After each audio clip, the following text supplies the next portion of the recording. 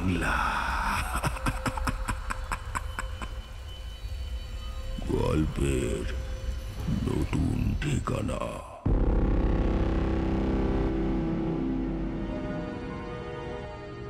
আপনারা শুনছেন স্টোরি বাংলা। আর আজকে স্টোরি বাংলার বিশেষ নিবেদন লেখক পল্লব দাসের লেখা গল্প শামলিংয়ের চিতাবাঘ রহস্য। পল্লব দাস জন্ম 1988 সালে কলকাতার বেহালায়। 2013 মাস্টার্স এবং পরবর্তীতে বর্ধমানের মানকর কলেজে ইংরেজির সহকারী অধ্যাপনার পাশাপাশি চলতে থাকে সাহিত্য চর্চা। প্রকাশ পায় নভেলা সর্জন, কবিতার বই সংক্রান্তি, স্মৃতিগদ্য হাতে রইল পেন্সিল। লিখেছেন এলাটিং বেলাটিং, ডাক বাংলো, অক্ষর সংলাপ, মধ্যবর্তী, রা অভয়া, রঙ্গন, কৃত্তিবাস, বাংলাদেশের সময়, পূর্বাপর ইত্যাদি বহু পত্রপত্রিকায়। আজকের গল্পটি প্রথম প্রকাশিত হয়েছিল 1431 বঙ্গাব্দে স্বদেশ প্রকাশনীর রঙ্গন ই পত্রিকার পুজো সংখ্যায় শ্যামলী নামকরণ। উৎসর্গ করেছেন কলকাতার রাস্তায় তিলোত্তমার বিচার চাইতে যে পাগুলো রাস্তা দখল করেছে। গল্পের আংশিক পাঠে সৌমিক, শতদল সেনের ভূমিকায় রৌনক। শুরু হচ্ছে পল্লব দাসের লেখা গল্প শামলিংয়ের চিতাবাঘ রহস্য।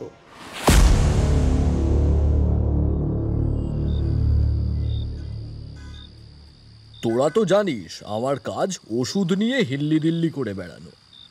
তো একবার হলো কি, আমায় পাঠানো হলো উত্তরবঙ্গের প্রত্যন্ত এক গ্রামের একটি হাসপাতালে। আজকের আড্ডার মূল বিষয়টা এভাবেই শুরু করলেন আমাদের শতদলদা, ওরফে শতদল সেন। আজ শনিবার, এই দিনে আমাদের ক্লাব ঘরে নিয়ম করেই গল্পের আসর বসে, আর সেই আসর জমিয়ে রাখেন স্বয়ং শতদলদা। আজকে তিনি যে মেজাজে আছেন তাতে আড্ডাটা জমবে মনে হচ্ছে। শীতকাল যাবে যাবে করেও এই ফেব্রুয়ারি 10 তারিখ পর্যন্ত আইপিএল খেলছে। ঘড়িতে তাকিয়ে দেখি রাত 8:30 বাজে। সঙ্গে সঙ্গে বাইরে তাকিয়ে দেখলাম হরেন্দার দোকানেও ভিড় হালকা হয়ে এসেছে।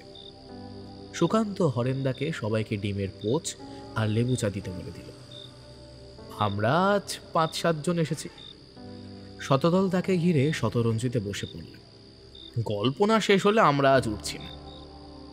শতদল সেন যেসব গল্পই নিজের অভিজ্ঞতা থেকে বলেন তা নয়, কিছুটা হয়তো তার জীবনে ঘটলেও ঘটতে পারে, কিন্তু বাকিটা যে স্রেফ গুলবাজি ছাড়ার কিছুই নয় সে আমাদের সকলেরই জানা।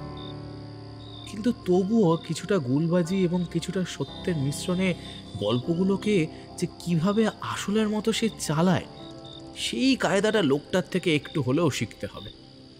আজকের গল্পটা ওর অভিজ্ঞতা না নেহাত গল্প, সেটা বুঝতে গেলে আগে পুরোটা শুনতে হবে। সবসময় যে কোনটা বানানো সেটা আমরা ধরতে পারি এমনটা নয়। এই যেমন গতবার তার দাদুর বাড়ির নীল দুর্গাপূজা নিয়ে যে গল্প বলেছিলেন, তার সবটা এখনো আমার বিশ্বাস হয় না। কিন্তু সেসব কেউ বলে নাকি? হ্যাঁ, পাগল। হয়তো রেগে মেগে গল্প বলাই বন্ধ করে দেবেন। কি দরকার? তার চেয়ে যা বলে বলুক। এইদিকে আমি তো সব গল্পগুলোই আমার ডায়েরিতে লিখে রাখি, যদি কোনোদিন ছাপাতে পারি। এক একটা গল্প সব এক একটা হিরে পান্না যাকে বলে। কোনোদিন ছাপা হলে হয়তো লোক জানবে দক্ষিণ কলকাতার এঁদো তোষ্যগুলির ভেতর এরকম একজন গল্পকারও কখনো থাকতেন। এতদিন সে কলকাতার ভেতরেই নিজেকে সীমাবদ্ধ রাখলেও আজ একেবারে বাদাবন ছেড়ে এক লাফে উত্তরবঙ্গ পৌঁছে গেছেন। ঠান্ডার আমেজটা যাচ্ছে না বলে কিনা কে জানে। তো হ্যাঁ, কি যেন বলছিলাম, উত্তরবঙ্গ আমার খুব প্রিয় জায়গা। এই উত্তরবঙ্গ নদী পাহাড়ের এমন সুন্দর সহাবস্থান, নাকচ্যাপটা সহজ সরল মানুষ আর কোথাও দেখতে পাবি না। মেঘ কুয়াশার আদর গোটা বিশ্বে আর দুটি এমন জায়গা নেই। তাই উত্তরবঙ্গে কোনো কাজ থাকলে সেটা যাতে আমার কাছে আসে এমন সুপারিশ অফিসে করাই থাকে। আর তোরা কি বলিস, ডাক্তারদের কনভিন্স করার ক্ষমতা আমার আছে কি নেই? হ্যাঁ কিরে? বাচ্চু, আমি, কমল এবং সুকান্ত সমস্বরে বলে উঠলাম, কথায় তোমায় হারাবে এমন লোক কমই আছে শতদলদা। তুমি জিনিয়াস, যা বলবে সত্যি মনে করে লোক গিলবেই। তাহলেই ভাব, যেখানে যত টেটিয়া ডাক্তার সেখানেই আমাকে পাঠানোর তত চেষ্টা। গল্প শুরু হয়ে গেল। শতদলদা নিজের আমেজি ভঙ্গিতে বলতে শুরু করলেন এবার। সেবার কালিম্পং থেকে একটু উত্তরে শামলিং বলে একটা ছোট্ট গ্রামে আমাকে পাঠানো হলো। কাঞ্চনকন্যা ধরে নামলাম এনজেপিতে, তারপর শেয়ার গাড়িতে চড়ে রওনা দিলাম শামলিং। কোম্পানির 2 রাতের হোমস্টে বুক করে দিয়েছে আর শেয়ার গাড়ির যাতায়াতের খরচা। তখনও কোভিড আসেনি, সালটা বোধহয় 2017। একটা শেয়ারের টাটা সুমোতে প্রায় 10 জন সওয়ার। তবু সেবক রোড ধরলেই সব ক্লান্তি কেটে যায়। তিস্তা আর পাহাড়ের লুকোচুরি দেখতে দেখতে মগজে এক গাদা কবিতা ভিড় করে আসে। কিন্তু আমি তো আর কবি নই, তাই লেখা হয়নি কখনো। জানিসই তো, আমি হলাম গিয়ে মায়ের ভক্ত। সেই সব কালীবাড়ি পেটানোর সময় মায়ের উদ্দেশ্যে কপালে হাত ঠেকিয়ে মনে মনে বললাম, মা, মা গো, যতই টেটিয়া ডাক্তার হোক, ওষুধটা যেন অ্যাপ্রুভ করে, দেখো মা। তোদের তো ডাক্তারকে নিয়ে কিছু বলাই হয়নি। গোর্খা ডাক্তার, নাম ভানু প্রতাপ তামাং, গাইনো ডাক্তার। আমার কোম্পানি তখন একটা আয়রন ফলিক অ্যাসিড ট্যাবলেট সবে নতুন লঞ্চ করেছে। উত্তরবঙ্গের পাহাড়ি গ্রামে বছর 40 বয়সের এই ডাক্তার তখন সেখানকার লোকজনের কাছে একেবারে ভগবান। এদিকে ভদ্রলোকের এক বাতিক, তিনি কিছুতেই শহরে চিকিৎসা করবেন না। গরিব মানুষদের সুস্থ সন্তান দেওয়াই তার জীবনের লক্ষ্য। আমি জানি ভদ্রলোক আমাদের ওষুধরা যদি একবার রেফার করতে শুরু করে, তাহলে কেবল বিক্রি বাড়বে না, পার্বত্য পশ্চিমবঙ্গ, সিকিম, নেপাল ও ভুটানের কিছু অংশেও কোম্পানির নাম ছড়িয়ে পড়বে। কিন্তু খুব সৎ মানুষদের কোনো কিছুতেই বিশ্বাস আনানো খুব শক্ত। তাও আবার যদি পাহাড়ের মানুষের মতো শির দ্বারা সোজা মানুষ হয়, তাহলে তো আরো কষ্ট। ভালো করে বোঝাতে না পারলে সব পণ্ডশ্রম। অতএব অন্ধের যষ্টি এই শতদলকেই কোম্পানি প্রেফার করে এই সব কেসে। তখন বোধহয় জানুয়ারির শেষ দিকটায়। পাহাড়ে বেশ ঠান্ডা। পাহাড়ে সাধারণত জ্যাম হয় না, আর হলে কখন যে খুলবে সেটা বলা খুব মুশকিল। যা হোক, পাহাড় নদী দেখতে দেখতে লোক তোলানামা করে যখন পৌঁছলাম, তখন প্রায় বেলা 1টা। সকালে নেমে খাওয়া দাওয়া হয়নি, পেটে একেবারে ছুঁচো দৌড়চ্ছে। গ্রামে ওঠার রাস্তার মুখে নামিয়ে গাড়িটা পাহাড়ের বাঁকে হারিয়ে গেল। আর আমিও খুঁজতে লাগলাম শামলিংয়ের লাভলি হোমস্টে। একটা দোকানে জিজ্ঞাসা করতেই দেখিয়ে দিল রাস্তা। পাহাড়ের লোকেরা মনের দিক থেকে কতটা সরল, আর হোটেল হোমস্টে ওদের বড় নির্ভরশীলতার জায়গা হওয়ায় ওরা যথেষ্ট অতিথিবৎসল হন। দেখানো পথ ধরে পাহাড়ি গ্রামের সৌন্দর্য আর ফুল দেখতে দেখতে পৌঁছে গেলাম হোমস্টেতে। ব্যবস্থা আহামরি কিছু নয়। আমাদের বরাদ্দ একটা ঘর, একটা অ্যাটাচ টয়লেট, গরম জল চাইলে দেওয়া হবে। তবে প্রধান আকর্ষণ একটা কমন ব্যালকনি, তার একপাশে উপত্যকা, যেই দিকে 2 চোখ যায় পাহাড় আর পাহাড়। অনেক নিচে একটা নদী, রামিতে খোলা। এখানে বসেই নাকি সকালে কাঞ্চনজঙ্ঘা আর বিকালে সূর্যাস্ত উপভোগ করা যায়। সকালবেলা দৃশ্য চোখে দেখার মতো। যতদূর চোখ যায় দিগন্ত রেখা কুয়াশায় ঢাকা। ব্যালকনির পাঁচিলে টবে নানা রং বেরঙের ফুল গাছ। পাহাড়ের এটা বৈশিষ্ট্য, বিশেষত উত্তরবঙ্গে। এরা ফুল গাছের কদর করতে জানে। প্রত্যেকটা গাছ আছে লাল, সাদা, নীল, বেগুনি সিজনাল ফুলে ভরা। আমি কেবল পিটুনিয়াটা চিনতে পারলাম। দুপুরে ডিমের ঝোল দিয়ে ভাত খেয়ে একটু জিরিয়ে নিয়ে বিকেল হওয়ার আগেই বের হলুম ভানু প্রতাপের হাসপাতালের উদ্দেশ্যে। হোমস্টের মালিক বিক্রম দাজুর থেকে আগেই জেনে নিয়েছিলাম কিভাবে যাব। খালি দাজু সাবধান করে বলল, ফেরার সময় যেন টর্চ জেলে ফিরি। গ্রামে নাকি চিতার উৎপাত হয় মাঝে মাঝে। তখন রক্ত গরম, কেবল একটা টর্চ নিয়ে বেরিয়ে পড়লাম। সকালে, বলা ভালো দুপুরে যখন গ্রামে এসেছি, সারাদিনের চাপে মাথা কাজ করছিল না। কোনো মতে হোমস্টেতে পৌঁছে হাঁফ ছেড়ে বেঁচেছিলাম। কিন্তু বুঝলি, বিকালে যখন বের হলাম, তখন প্রকৃতি আমায় চমকে দিল। পাহাড় জঙ্গলের কোলে কি সুন্দর ছোট্ট একটি গ্রাম, ছোট ছোট বাড়ি, তাদের বারান্দায় রং বেরঙের ফুল। বেশিরভাগ মানুষ বৌদ্ধ ধর্মে বিশ্বাসী। ছোট ছোট লাল, নীল, সবুজ, হলুদ, সাদা মন্ত্রলেখা কাপড়ে সাজানো বাড়িঘর। গ্রামের একদিকে পাহাড়, অপরদিকে কাঞ্চনজঙ্ঘা ও নীল আকাশ। উপত্যকার নিচে বয়ে চলা নদীর দিকে তাকালে ঝুলনের কথা মনে পড়ে যায়। পাহাড়ে পাইন আর হাতি ঘাসের জঙ্গল, আর রয়েছে ঘন বাঁশবন। সবুজের রকমফের পাল্টে যায় ঢালের সাথে সাথে। আর প্রচুর নাম না জানা পাখির ডাক, মিষ্টি অথচ রহস্যময়। এই গ্রামে রাত নামলে অন্ধকার। সোলার আলোয় আলোকিত হয় হোমস্টেগুলো, তাও লোক থাকলে। বাকি গ্রাম তখন সাপদের মুক্ত বিচরণ ক্ষেত্র। ভয়ঙ্কর সুন্দর, বোধহয় একেই বলা চলে। গ্রামের সরু পাহাড়ি রাস্তা ধরে যত উপরে ওঠা যায় ততই কমতে থাকে জনবসতি। মাইলখানেক ওঠার পর একটা ফাঁকা মাঠ মতো পড়ে। সেই জমিতেই একদিকে ডাক্তার তামাংয়ের বাড়ি, পাশেই তার ছোট্ট হাসপাতাল। এই অঞ্চলে গর্ভবতী মহিলাদের কাছে তীর্থভূমি নাকি এই হাসপাতাল। খুব জটিল অবস্থা না হলে খালি হাতে কাউকে ফিরতে হয়নি, আর খরচা তাও নাকি যৎ সামান্যই।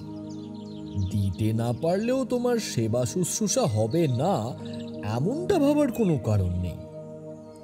এইসব ভাবতে ভাবতে ডাক্তারের প্রতি এক রাশ শ্রদ্ধা নিয়ে গুটি গুটি পায়ে হেঁটে পৌঁছে গেলাম হাসপাতালে। ইংরেজি ও স্থানীয় ভাষায় লেখা মাতৃসদন। পৌঁছে শুনলাম ডাক্তারবাবু ওটি করছেন। দেখলাম বাইরে আরো দু একজন রোগী অপেক্ষা করছেন। তাদের ছেড়ে আমার সাথে কথা বলবেন, অর্থাৎ ফিরতে ফিরতে রাত গড়াবে। কি আর করা যাবে, আমারও তো এটাই চাকরি। ডাক্তারের হাত ফাঁকা হওয়া পর্যন্ত অপেক্ষা করার যে অস্বস্তি, তার জন্যই কোম্পানি আমাকে বেতন দেয়।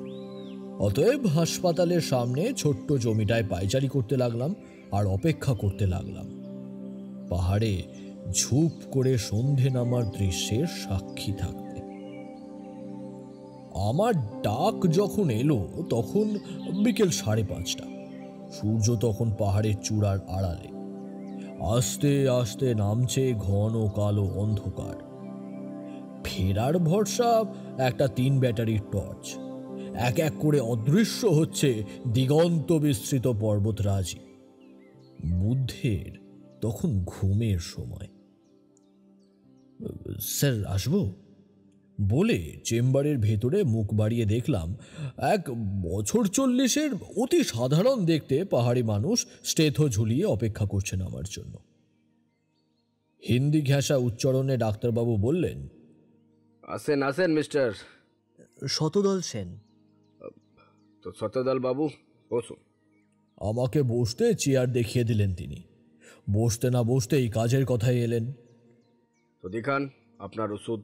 ব্যাগ থেকে একটা স্যাম্পল দিলাম ডাক্তারবাবুর হাতে। বলে রাখি, ডাক্তারবাবু বাংলা বুঝলেও স্থানীয় ভাষায় কথা বলেন, কিন্তু আমি সে ভাষার বিন্দু বিসর্গও জানি না বলে এক হিন্দি মেশানো বাংলা ভাষায় কথাবার্তা চলছিল। ডাক্তারবাবু ওষুধের কম্বিনেশন দেখছেন, আর সেই ফাঁকে আমিও আমার যাকে বলে ওই বার্তা অস্ত্র বের করতে লাগলাম। আপনার নাম অনেক শুনেছি স্যার। এই এলাকার লোকের জন্য আপনি যা করেছেন।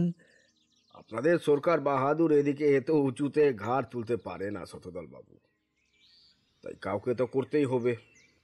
হ্যাঁ, তা তো বটেই। তবে স্যার, এরা কিন্তু আপনাকে ভগবানের থেকে কম কিছু মনে করে না। দেখুন, আমার আপনার ব্যাপার নয় এটা। আমার জায়গায় আপনি থাকলে এরা আপনাকেও ভগবানের জায়গায় দিত। ব্যাপার হচ্ছে আপনার কাজ কথা বলবে। কিন্তু আপনি তো ওদের নিজেদের লোক, সেটা কি কোনো বাড়তি সুবিধা দেয়নি? আমার প্রশ্নের উত্তরে একটু ভাবার সময় নিলেন ডাক্তার তামাং। তারপর বললেন, হয়তো হ্যাঁ, কিন্তু তাহলে তো এরা বিমল গুরুংকেও ভগবান বলতো। প্রাণ বাঁচাতে সবাই পারে না, অথবা বলতে পারেন সবাই চায় না। হাম অভি তক কুঁয়ারা হ্যায়। আপনাদের বাংলায় একটা ভালো কথা আছে, অকৃত অকৃত অকৃতদার? হ্যাঁ, ওই হলো। তাই দিনের ম্যাক্সিমাম সময় আমি এদের জন্য দিয়ে থাকি।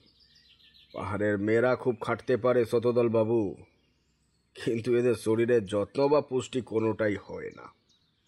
রেশন আনতে, জল আনতে, খাবার আনতে এরা কতটা খাটে জানেন? আপনারা সমতলের মানুষ, পাহাড় আপনাদের অ্যাডভেঞ্চার, ছুটি কাটানোর জায়গা। আমাদের কাছে এটাই ঘর, বাড়ি, মন্দির, জীবন সব। অথচ এখানে চিকিৎসার ভালো ব্যবস্থা নেই। কিছু হলেই শিলিগুড়ি, আর যেতে যেতেই তো মরে যাবে, স্পেশালি প্রেগন্যান্সি কেসে। তাদের জন্যই তো আমার জীবন দিয়ে দিয়েছি আমি। নিজেকে ভগবানের দাস মনে করি, ভগবান বুদ্ধা কা দাস। এরা আমায় ভগবান বলে ডাকলে আমার কি করার আছে বলুন তো? তা বটে। বুঝলাম, লোকটাকে খচানো যাবে না মোটেও। আমি জিজ্ঞাসা করলাম, আপনার পেশেন্টরা কি সব কাছাকাছি এলাকারই? কিন্তু এই সব অঞ্চলে তো জনবসতি অনেক কম, অথচ আপনার হাসপাতালে তো ভিড় কমে না সন্ধ্যের আগে। শুনেছি রোজ নাকি আপনি অন্তত 2টো ডেলিভারি করেনি। এটা আপনি বাড়িয়ে বলছেন শতদল বাবু। রোজ হয় না মোটেও, আর শনি রবিবার আউটডোর বন্ধ। ইমার্জেন্সি হলে অবশ্য আলাদা কথা। আর শোনেন, আমাকে তেল দিবেন না। আপনার স্যাম্পেল আমি দুজনকে দিব। ভালো কাজ হচ্ছে দেখলে আমি এমনিই রেফার করব। লজ্জায় পড়ে গেল বুঝলি। এই প্রথম কোনো ডাক্তারের সামনে নিজেকে নগ্ন মনে হচ্ছিল। এমা ছি, তেল দেবো কেন? অনেক ধন্যবাদ ডাক্তারবাবু এতটা সময় দেওয়ার জন্য। আজ তাহলে চলি আমি। সত্যি বলতে কি, কাজ হাসিল হয়েছে দেখেই পালিয়ে আসছিলাম। এই লোকের চোখে চোখ রেখে কথা বলা খুব একটা সহজ নয়।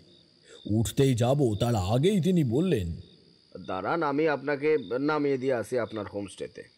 আমি প্রতিবাদ করে বললাম, আরে না, আমার কাছে টর্চ আছে, এইটুকু রাস্তা ঝপ করে নেমে যাওয়া যাবে। না শতদল বাবু, আপনি বুঝছেন না, এটা পাহাড়। এখানে হাওয়াতেও বিপদ থাকে রাতের অন্ধকারে। কথাটা বলতে বলতে ভদ্রলোকের মুখে যেন একটা ভয়ের ছাপ ফুটে উঠল। বুঝলাম বিক্রম দাজুর কথাই ঠিক, বাঘের ভয় পাচ্ছেন ডাক্তার তামাং। কিন্তু এই শর্মা শতদল সেন বাঘকে ভয় করে নাকি? কিন্তু এক কথায় না করে দিতেও পারলাম না, পাছে ভদ্রলোককে গ্রাহ্য করছি না দেখে কিছু মনে করে বসেন। অগত্যা ডাক্তারের কথায় বসলাম, থমথমে মুখ। বললেন, আপনাকে কি বলবো, কোথা থেকে শুরু করব তাই ভাবছি। आपको बोलना भी भूल हो सकता है, फिर भी আপনার দোষারোপটা শুনে এড়াতে পারছি না। গ্রামটা কালিম্পং থেকে খুব দূরে নয়, কিন্তু লক্ষ্য করেছেন কি, বেশ কিছু হোমস্টে থাকলেও আপকো ছোড়কর সমতলের কেউ নেই। আর আপনি তো বেড়াতে আসেননি, ব্যাপারটা আপনাকে ভাবায়নি? আজকাল তো সারা বছর বাঙালি বেড়ানোর জন্য মুখিয়ে থাকে। তাহলে এত হোমস্টে যখন, কখনো না কখনো এখানে তো ট্যুরিস্ট আসতো, তাহলে? ঠিক তো, আসলে কাজের টেনশনে এখনো এসব খেয়াল করা হয়নি। পরিকল্পনা ছিল কাল ভোরে কাঞ্চনজঙ্ঘা দেখে গ্রামটা ঘুরব। আপনি তো ঠিকই বলছেন। এখন আপনার কাছে শুনে আরও খটকা লাগছে। কিন্তু কেন, মানে এমনটা কি হলো যে গ্রামে আর ট্যুরিস্ট আসে না? কোন হোমস্টেতে উঠেছেন আপনি? লাভলিতে। তা আপনাকে কিছু বলেনি হোমস্টে মালিক? হ্যাঁ, তা বলেছে বটে। বলল রাতে নাকি চিতাবাঘ বের হয় গ্রামে, সুতরাং রাত হওয়ার আগে ফিরলে ভালো হয়। ও এই দেখুন না, এই তো 3 ব্যাটারি টর্চটাও দাজুর দেওয়া। বলে টর্চটা দেখালাম ওনাকে। দেখি মুচকি হাসছেন। কিসের সাথে কিসের তুলনা! পাহাড়ের নিরীহ পশুগুলোকে দোষ দিয়ে পার পাবে ভাবছে। মানে তবে কি সে আমাকে মিথ্যে বলল? মানে চিতাবাঘ এখানে এলেও তারা মানুষকে ডিস্টার্ব করে না শতদল বাবু। যদি হাঁস মুরগি ছাগল ভেড়া খোলা পায়, গৃহস্থের বাড়িতে তাদের উঠিয়ে নেয়। কিন্তু এ গ্রামে সামলি আছে শতদল বাবু। সামলি?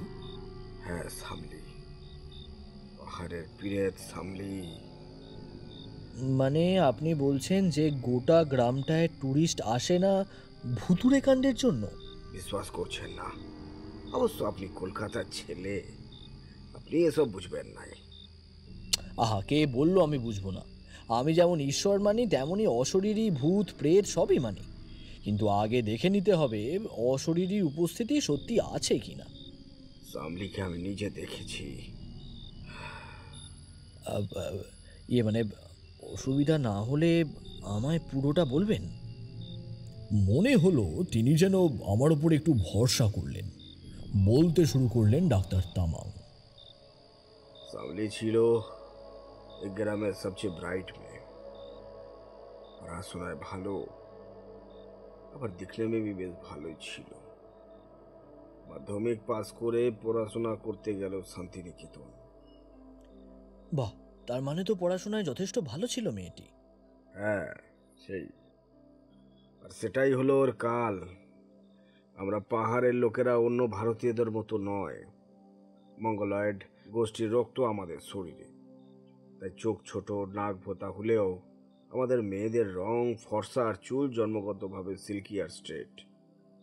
সমতলের লোকেরা আমাদের চিঙ্কি, চাইনিজ ইত্যাদি বলে তাং করে, কিন্তু দেশের সেনা আমাদের ছাড়া অচল। অথচ এই মেয়েগুলোকে দেখলে একটা অদ্ভুত সেক্সুয়াল ফ্যান্টাসি হয় আপনাদের সমতলের মানুষদের। সাদা চামড়ার বিদেশি মেয়েদের খাটে তোলার মুরদ নেই। সরি শতদল বাবু, কিছু মনে করবেন না। আসলে আমাদের উপর দীর্ঘদিন যে অন্যায়গুলো হয়েছে সেটা অস্বীকার করে কোনো লাভ নেই। কি করব, আমিও তো জানি এসব হয়, অতএব সম্মতি জানিয়ে মাথা নাড়লাম। ডাক্তারবাবু বলে চললেন সামলির গল্প। আপনাদের বিশ্বভারতীকে কেন্দ্র করে একটা মধুচক্র চলে, জানেন? জানি।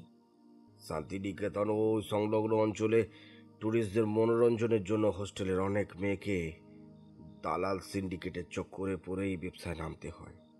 উত্তর পূর্ব থেকে আসা মেয়েদের নিজেদের পড়ার খরচ অধিকাংশ সময় নিজেদের চালাতে হয়। সে তো দেখছেনই এখানে এদের অবস্থা কেমন। ফিনান্সিয়ালি এরা অনেকটাই পিছিয়ে, ফলে সহজে নিজের দেহটুকু ইনভেস্ট করে কারে কারে টাকা তোলার রাস্তা তৈরি হলে অনেকে নিজেকে ঠিক রাখতে পারে না। পাহাড়ের অনেক শিক্ষিত মেয়ে এভাবে সমতলের অন্ধকারে হারিয়ে যায়, কিন্তু হারল না সামলি।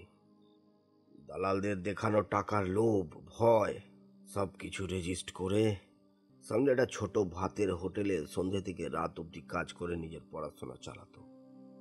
একবার গরমের রিসেসে সামলি এলো গ্রামে। সামলি বিশ্বভারতীতে পড়ে তখন বেশ স্মার্ট, কথা বলে বোঝা যায় যে তার শিক্ষা বেশ তন্দুরুস্ত। এই সময় গ্রামে হোমস্টেগুলোতে গেস্ট থাকতো প্রচুর। আপনার লাভলির কাছেই ছিল হিল ভিউ হোমস্টে। সেখানকার মালিক সাংমা সামলিকে গরমে ছুটিতে একটা পার্ট টাইমের কাজের ব্যবস্থা করে দিল। তার হোমস্টেতে আসা গেস্টদের লোকাল গাইড হিসাবে কাজ করতে হবে সামলিকে। চলছিল ভালোই, জানেন। একবার বিশ্বভারতীরই একদল ছাত্র এলো। সামলি দেখেই চিনল যারা ওর ইউনিভার্সিটির সিনিয়র। ওদের সামলি নিয়ে গিয়ে তুললো হিল ভিউতে। রাত জুড়ে নাকি ছেলেগুলো হই হুল্লোড় করেছিল। সামলি অবশ্য রাতে ছিল না, ও এলো সকালে। ওর ইউনিভার্সিটির দাদাদের গ্রাম ঘুরিয়ে দেখাবে তাকদা, তিন চুলার মতো কাছাকাছি টুরিস্ট স্পটগুলো। ওহ, বলা হয়নি, এরা সবাই বাইক নিয়ে এসেছিল। বাইক নিয়ে ওরা বের হয় সকাল 10টার দিকে, কিন্তু রাতে যখন ওরা ফিরল তখন ওদের সাথে সামলি ছিল না। সন্ধ্যার দিকে গ্রামে ঢোকার আগে জঙ্গলে থেমে ওরা নাকি একটু সিগারেট খাচ্ছিল। হঠাৎ পাশেই একটা গর্জন শোনে। প্রথমে ভয় পেলেও ওরা বাইকের দিকে ছুটে যাওয়ার চেষ্টা করে। ঠিক এই সময় একটা বড় চিতাবাঘ এসে নাকি সামলির উপর ঝাঁপিয়ে পড়ে। ওরা পালিয়ে এসেছে, সামলির কি খবর ওরা জানে না। ভাবা যায় এতগুলো ছেলে একটা মেয়েকে চিতাবাঘের হাতে ফেলে চলে এলো।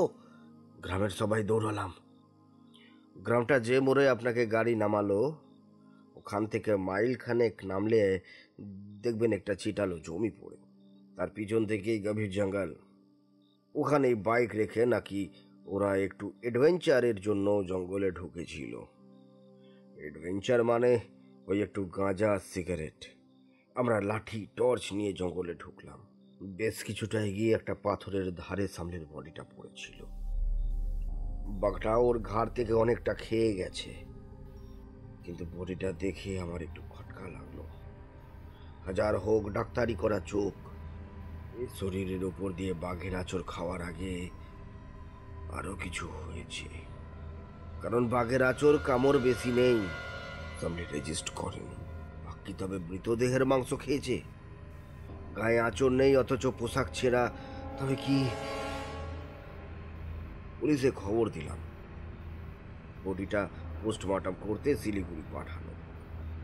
লোকাল থানার একজন সাব ইন্সপেক্টরকে আমার সন্দেহের কথা জানালাম, আর ছেলেগুলোকেও যে আমার সুবিধের মনে হয়নি তাও জানালাম।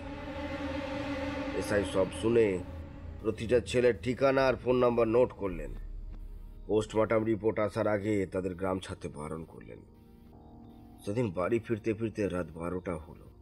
মনটা বেজায় খারাপ ছিল, কিন্তু অবাক হওয়ার তখনও শেষ হয়নি। পরদিন ভোরবেলা গোটা গ্রামে শোরগোল পড়ে গেল। হিলভিউতে নাকি ভয়ানক কিছু ঘটে গেছে। সকালে ওদিকে দৌড় লাগালাম। গিয়ে দেখলাম যে ঘরে ওই ট্যুরিস্ট ছেলে কজন, বোধহয় 4 জন উঠেছিল, সে ঘরে পুলিশ ভর্তি। ঘরে পৌঁছে যা দেখলাম তা না দেখলেই ভালো হতো। দেখলাম গোটা ঘর জুড়ে চিতাবাঘের পায়ের লাল লাল ছাপ, অর্থাৎ রক্তে ভেজা। আর মেঝেতে ছড়িয়ে আছে 4টি ছেলের ছিন্ন ভিন্ন দেহ। ইন্টেস্টাইন পর্যন্ত টেনে ছিঁড়ে বার করে দিয়েছে, কিন্তু দরজা বা জানলা ভাঙার কোনো চিহ্ন নেই। তাহলে বলুন আপনি, চিতাবাঘ ঢুকলো কি করে? আর চিতাবাঘ লুকিয়ে আক্রমণ করে। বাঘ যেন নিজের আক্রোশ মিটিয়েছে ডেড বডির উপরে। তারপর গোটা ঘরে নিজের চিহ্ন ছেড়ে গেছে। গতকালই সামলি মারা গেছে। পরদিন এরা, লোকের মুখে প্রচার হয়ে গেল কি সামলির পিড়েতে কাজ করেছে। ছেলেগুলো নিশ্চয়ই সামলির সাথে বাজে কিছু করে তাকে ওখানে ফেলে আসে। চিতাবাঘের কাজ এরকম নয়। আমার ধারণা, আপনাকে বলছি, ওরা সামলিকে গ্যাংরেপ করেছিল। সামলি অচেতন হয়ে গেলেও অত্যাচার চলেছিল। হঠাৎ বাঘের গর্জনে ওরা পালিয়ে আসে। বাঘটিও নিজের সহজ শিকার হিসাবে পায় সামলিকে। পোস্টমর্টেমে কি বলেছিল? পোস্টমর্টম থেকে জানা যায় যে বাঘের আক্রমণে মৃত্যু হলেও তার আগে সামলির গ্যাংরেপ হয়। অচেতন অবস্থাতেই বাঘের আক্রমণে তার মৃত্যু হয়। এটা জানাজানি হতে মৃত্যুর কথা আরো বেশি করে লোক বিশ্বাস করতে শুরু করে। বন্ধ হয়ে যায় হিলভিউ। লোকে ভয় পেতে শুরু করে। এবার অদ্ভুতভাবে তারপর থেকে গ্রামে চিতাবাঘের হানা বেড়ে যায়। তারপর মুনলাইট হোমস্টেতে বেড়াতে আসা এক দম্পতির মৃতদেহ পাওয়া যায় তাদের ঘরে। যদিও সিলিংয়ের হুকে ঝুলে আত্মহত্যা করেছিল, কিন্তু ঘরের মেঝেতে ছিল চিতাবাঘের পায়ের ছাপ। লোকের বদ্ধমূল ধারণা হয়েছে যে গ্রামের উপর সামনের পীড়িতের অভিশাপ লেগেছে, তাই কোনো টুরিস্টকে সে আর থাকতে দেবে না গ্রামে। গোটা গ্রামে শান্তি আনার জন্য ভগবান বুদ্ধার কাছে প্রার্থনা করা হয়, আর হোমস্টে ব্যবসা বন্ধ করে দেওয়া হয়। এত সুন্দর সামলিং গ্রামের দরজা চিরতরে বন্ধ হয়ে যায় টুরিস্টদের জন্য। আপনি আমার কাছে কাজের জন্য এসেছেন বলেই আপনাকে থাকতে দেওয়া হয়েছে। রাতে এলে এখানে আপনার জায়গা হতো না। ডাক্তার তামাংয়ের বলা শেষ হলে কিছুটা সময় চুপ করে বসে রইলাম দুজনেই। এতখানি বলার পর ডাক্তারবাবুর প্রয়োজন ছিল এই স্তব্ধতা, আর আমি মাথা নিচু করে বসেছিলাম লজ্জায়। একদল সমতলবাসী পাহাড়বাসীর প্রতি অমানবিক আচরণের জন্য পঞ্জীভূত লজ্জার পাহাড় আমার মাথায় চেপে বসেছিল। দমবন্ধ পরিবেশ হালকা করতেই জিজ্ঞেস করলাম, কিন্তু আমি তো ট্যুরিস্ট নই, আমার কি শামলিকে ভয় পাওয়ার দরকার? যদিও চিতাবাঘকে আমার বিশ্বাস নেই, কিন্তু তার জন্য আমার কাছে টর্চই যথেষ্ট। আপনি কি আমায় বিশ্বাস করছেন না শতদল বাবু? আমি বুঝলাম ব্যাপার বেগতিক, সামাল দিতে বললাম, আরে না না, তা কেন, মানে আপনার বলা প্রতিটা কথাই আমার কাছে সত্যি লাগছে, কিন্তু তার ব্যাখ্যাটা আমার কাছে সম্পূর্ণ গ্রহণযোগ্য নয়। কিছু একটা আছে যেটা আমায় বলছে যে সবটা সবার সামনে আসেনি। আমায় আমায় আরও ভাবতে হবে। আমি এখন উঠি ডাক্তারবাবু, রাত হতে চলল সন্ধ্যা গড়িয়ে। আর আর হ্যাঁ, গাড়ি লাগবে না, আপনার ব্যস্ত হওয়ার দরকার নেই। যদি সে সত্যিই থেকে থাকে, তার সামনাসামনি হওয়াটা আরও বেশি প্রয়োজন। কিন্তু ডাক্তারবাবুর কথা রীতিমতো কেড়ে নিয়েই আমি বললাম, ভাববেন না ডাক্তারবাবু, আমি শতদল সেন। আমার দাদু ইন্দ্রনাথ সেনের থেকে বংশ পরম্পরায় পাওয়া তার মায়ের প্রতি ভক্তি।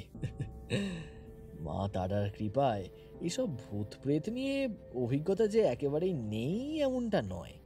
শামলির আত্মাকে মুক্তি দিয়ে পাহাড়বাসীর ওপর সমতলবাসীদের অত্যাচারের পাপের বোঝা কিছুটা লাঘব করতে চাই।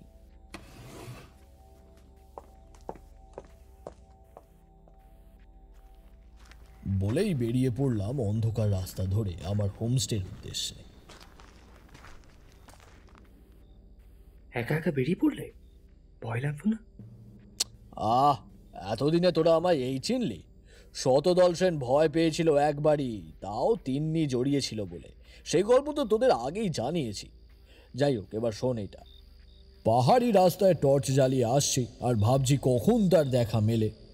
অন্তত একটা চিতাবাঘ দেখতে পেলেও এই ট্রিপটা ম্যাদামারা হবে না। মাঝ রাস্তায় দেখি আমার হোমস্টের মালিক বিক্রম দাজু টর্চ নিয়ে হন্তদন্ত হয়ে আসছেন।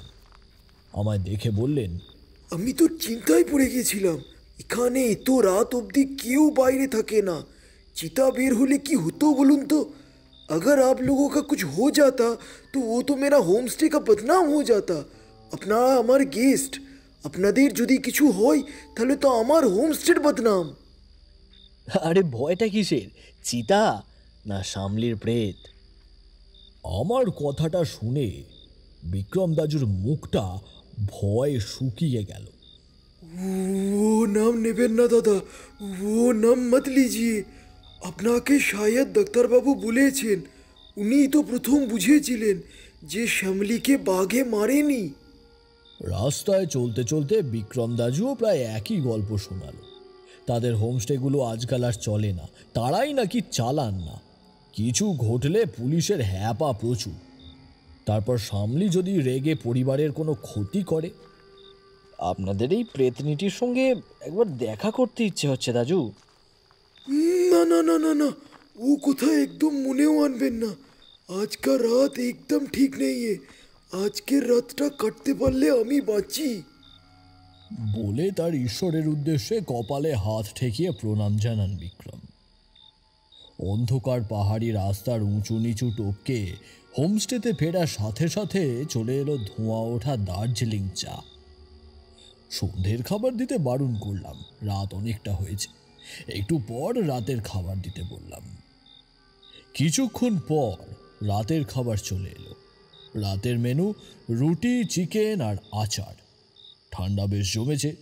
খাওয়া শেষ করে একটা ফোন করলাম কোম্পানির বসকে।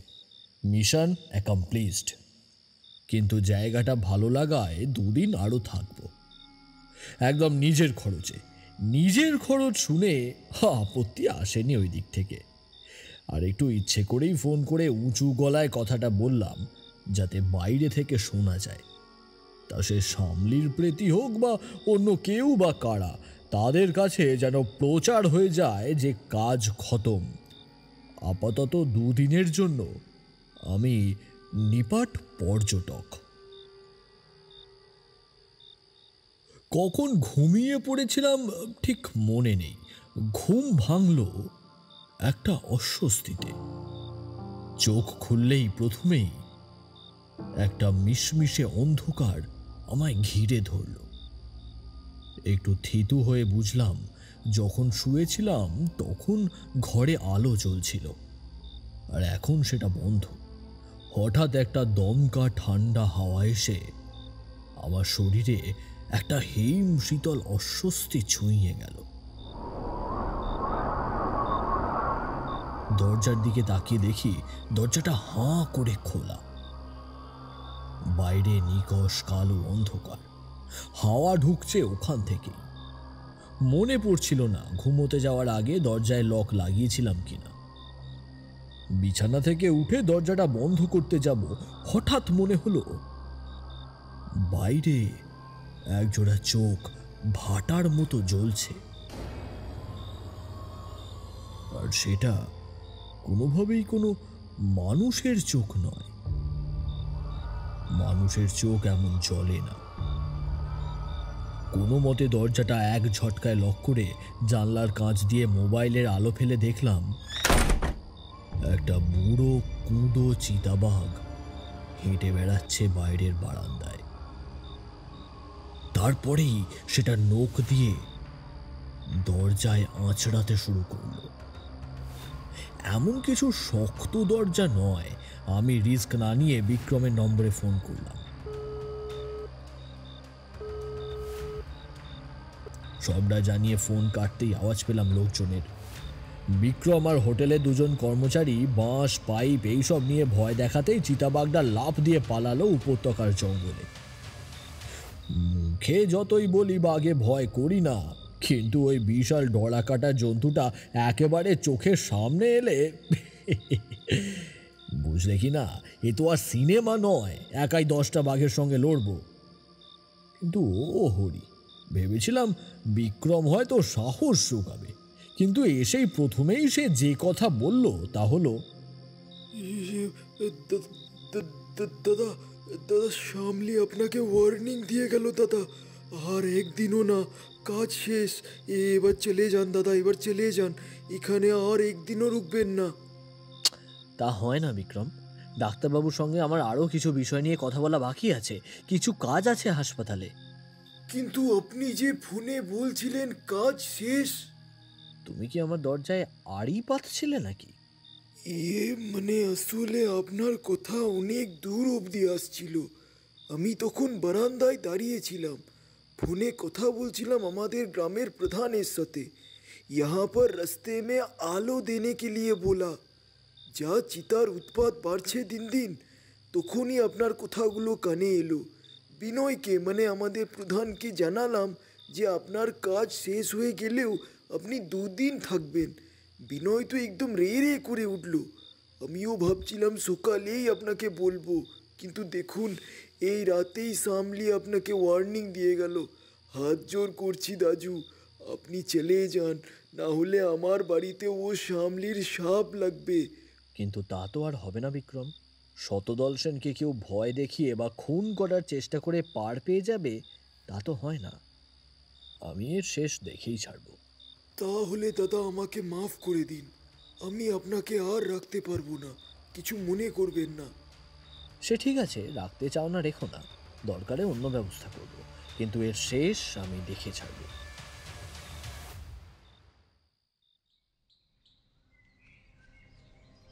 সকালে উঠে ব্রেকফাস্ট করে বিক্রমকে সমস্ত বিল মিটিয়ে দিলাম। মাথাটা গরম আছে। ওই চিতাবাঘটা যেন একটা চ্যালেঞ্জ দিয়েছে। চিতাবাঘটিকে দেখে বা সেই সময় ঘরের ভেতরে আমার এমন অনুভূতি হয়নি যাতে অশরীরী কোনো অস্তিত্বের অনুভব হয়। তোরা তো জানিস আমার ষষ্ঠ ইন্দ্রিয় প্রখর, ফলে আমার কিন্তু মনে হয়নি যে সামলি বা কোনো রকম প্রেতাত্মা এর সঙ্গে যুক্ত। মালপত্র বলতে পিঠের ব্যাগে কয়েক সেট জামা কাপড় আর প্রয়োজনীয় ওষুধপত্র পিঠে নিয়ে হাঁটতে লাগলাম ডাক্তার তামাংয়ের হাসপাতালের দিকে। আসার সময় বিক্রম আমার হাত ধরে বেশ অনুনয় করেই বলল, কিছু মনে করবেন না দাদা, আমি আপনাকে আর রাখতে পারবো না। আপনি ট্যুরিস্ট হিসেবে থাকলে সামলি আবার আসবে, আর এবার ও আমার পরিবারের লোকেদের ওপরও শাপ দেবে। ঠিক আছে ঠিক আছে, তুমি তোমার পরিবারের খেয়াল রেখো বলে বেরিয়ে পড়লাম। ভূতে আমারও বিশ্বাস আছে, কিন্তু এই ঘটনাকে সেভাবে তো দেখতে পারছি না। অবশ্য বিক্রম বা এই সরল পাহাড়ি মানুষগুলোকে দোষ দিয়ে লাভ নেই। এখানে এমন অনেক কিছুই ঘটে যার ব্যাখ্যা বিজ্ঞানে নেই, ফলে এরা সব কিছুতেই অতিলৌকিকের অনুপ্রবেশ খুঁজতেই থাকে। বন পাহাড়ের রাস্তা ধরে এগোচ্ছি ডাক্তারের চেম্বারের দিকে। একদিকে পাথর জঙ্গলের খাড়াই, আর একদিকে উপত্যকার ধার ঘেঁষে বাড়িঘর, তার পিছনে কাঞ্চনজঙ্ঘা। আজ দিনটা ফর্সা, শায়িত বুদ্ধ স্পষ্ট দেখা দিয়েছেন। সকাল 10টার ওম দেওয়া রোদ। এত সুন্দর প্রকৃতির মধ্যে ঘটে চলেছে এমন সব ভয়ানক ঘটনা, নিজে সে অভিজ্ঞতার সাক্ষী না থাকলে বিশ্বাসই করতাম না। ডাক্তারবাবুর চেম্বারে গিয়ে দেখলাম আজও 2-3 জন মহিলা অপেক্ষা করছেন, তবে আজ বোধহয় ওটিটা নেই। অপারেশন থিয়েটার অন্ধকার। আমাকে দেখে একজন নার্স চেম্বারের বাইরে বসতে বললেন।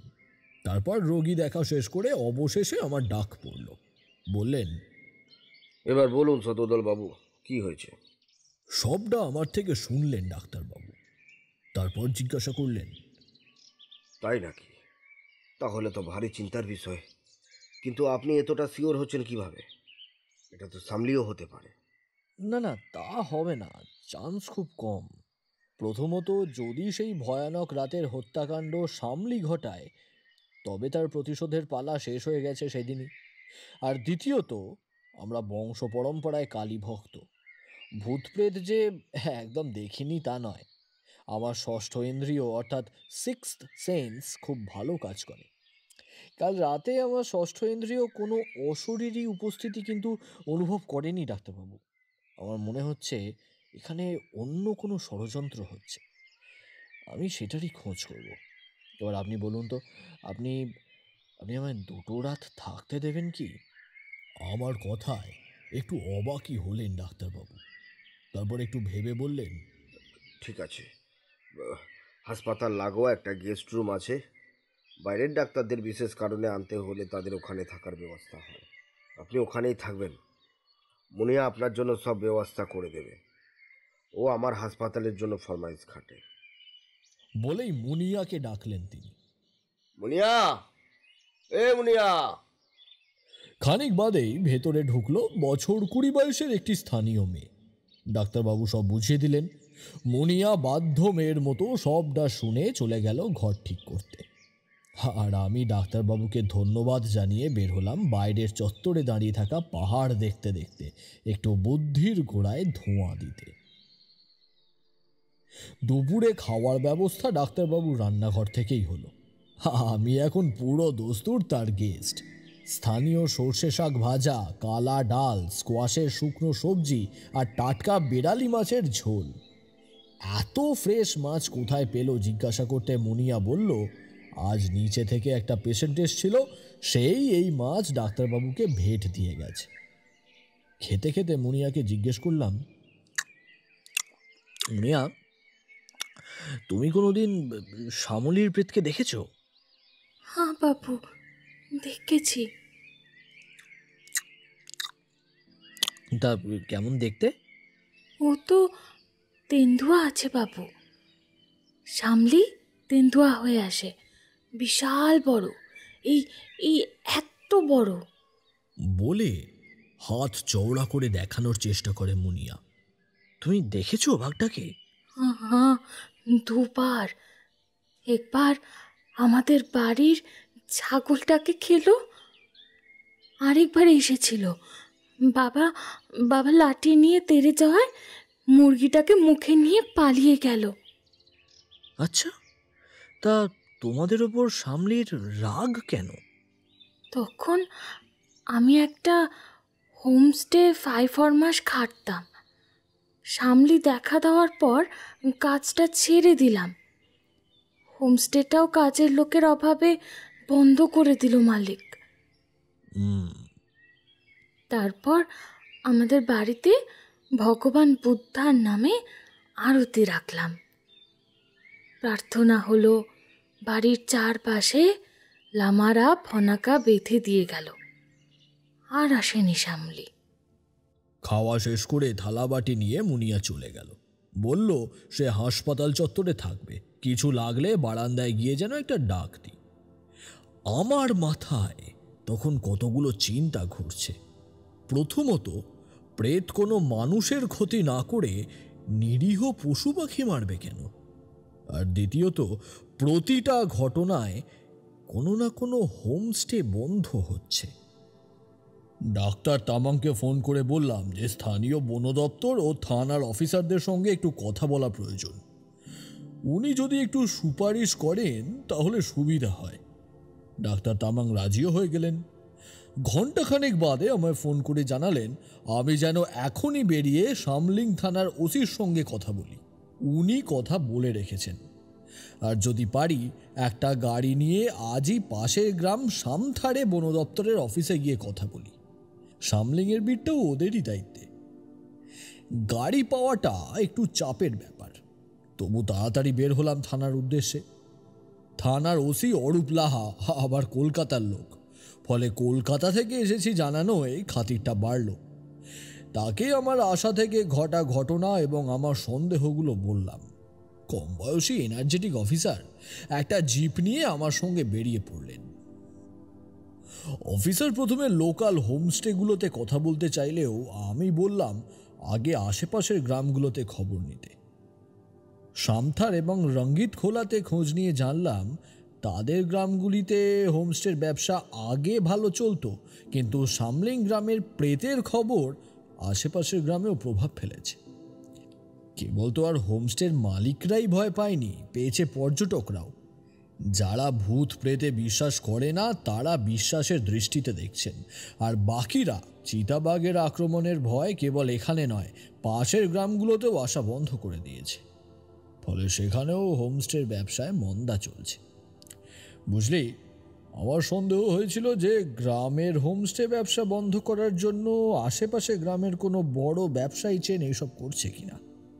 দেখলাম পাশের 8-10 মাইলের মধ্যে কোনো বড় হোটেল বা হোমস্টে চেনও নেই, সবই সিঙ্গেল এস্টাবলিশমেন্ট, আর সেগুলো ভালো চলছে না এই শামলিংয়ের শামলি প্রেতের জন্য। এবার দুজনে গেলাম বন দপ্তরের অফিসে। অফিসারদের আমার অভিজ্ঞতা জানিয়ে জানতে চাইলাম কয়টা চিতাবাঘ এই অঞ্চলে ঘোরাফেরা করে। তাদের মতে 3-4টে, কিন্তু তারা হাঁস মুরগি নিয়ে গেলেও তাদের পক্ষে দিনক্ষণ মেনে এভাবে পৌঁছানো সম্ভব নয়। আর চিতাবাঘ মৃতদেহের ওপর আক্রোশ দেখাবে কেন, সেটা তো তাদের খাদ্য। তবে পোষ মানা চিতাবাঘকে কিন্তু প্রয়োজনে ব্যবহার করা যায়। এটা শুনেই খটকা লাগলো। পোষা চিতাবাঘ হতে পারে, কিন্তু কেন? যা হোক, বন দপ্তরের আধিকারিক তারক ঝাকে সবটা বলায় আমাদের সাথে ঘটনাস্থলে আসতে রাজি হলেন। আমাদের উদ্দেশ্য ছিল যদি বন দপ্তরের লোক চিতাবাঘটার কোনো ট্রেস করতে পারে বা শনাক্তকরণ করতে পারে। লাভলি হোমস্টেতে যে আবার ফিরে আসব সেটা ভাবেনি বিক্রম। দেখে একটু অবাকই হলো। বন দপ্তরের লোকেদের কালকের ঘটনার জায়গাটা দেখিয়ে দিলাম আমি। তারা আশেপাশে জঙ্গল ঘুরে পায়ের ছাপ খুঁজতে লাগলো। ভাগ্যক্রমে বাউন্ডারির কাছে বাগানের মাটিতে একটা পাগমার্ক পাওয়া গেল। ছবি তুলে নিয়ে গেল বন দপ্তর। উপত্যকার যেদিকে চিতাবাঘটা পালিয়েছে সেদিকে কি আছে জানতে চাইলাম বিক্রমের কাছে। একটু ইতস্তত করেও জানালো যে ওদিকে জঙ্গল ছাড়া আর কিছুই নেই। পায়ের ছাপটা শনাক্ত করা যায় কি না তা বন দপ্তরকে দেখতে অনুরোধ করে আমি সন্ধেবেলার আগে ফিরে এলাম ডাক্তার তামাংয়ের গেস্ট রুমে। আসলে আমার মনে হচ্ছিল যদি এটা কোনো ব্যক্তি বিশেষ বা দলের কাজ হয় তারা আমার ঘোরাফেরা নিয়ে অসন্তুষ্ট হতে পারে। অন্ধকারের সুযোগ তারা নিতে চাইবেই।